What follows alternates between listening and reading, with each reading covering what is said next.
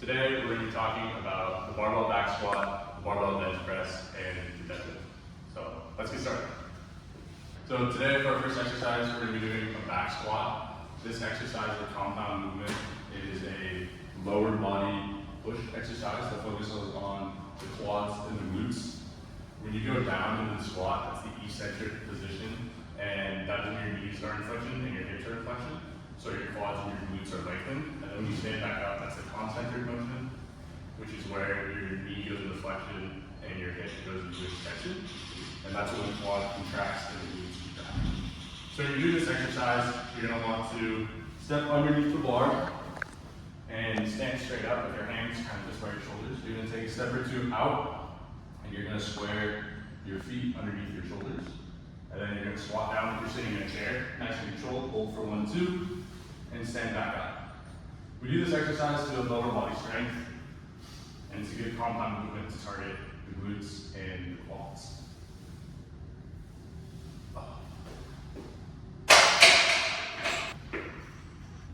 So here I have my client, Braden. He's going to do 3 reps of 135, and we're going to take a look and see how his form looks.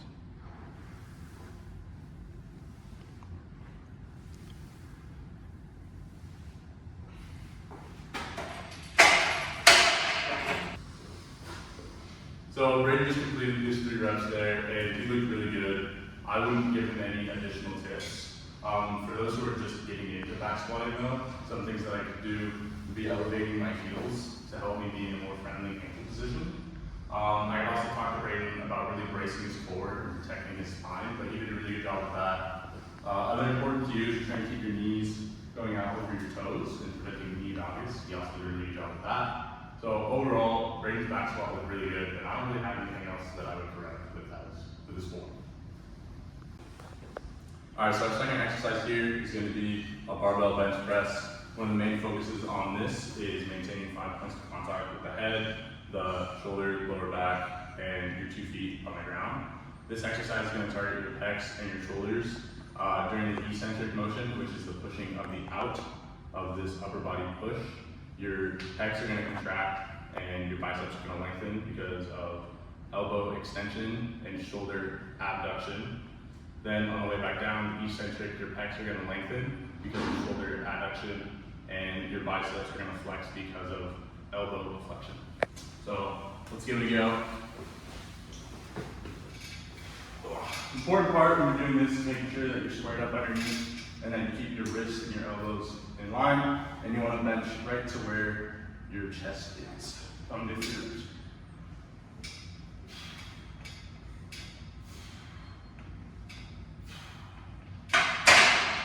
Good.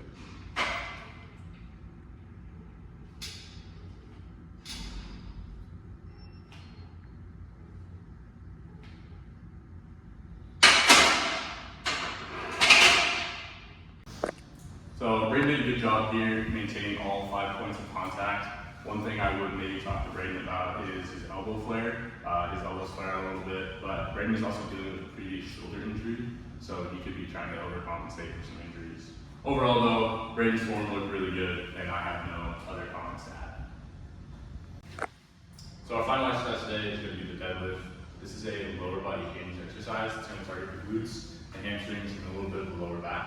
While doing this, the proper form is to square yourself to the bar, get your hands just outside of your shins, and then you're going to twist your forearms a little bit like you're pinching a pencil.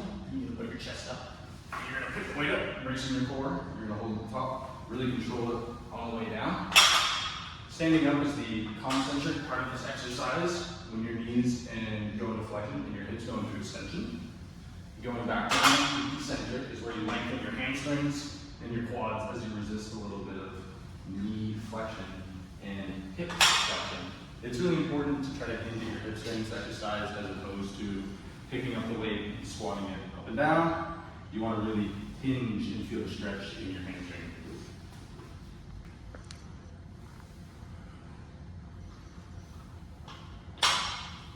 So there you can see that Braden does a really good job of setting up his core for the lift, which is good.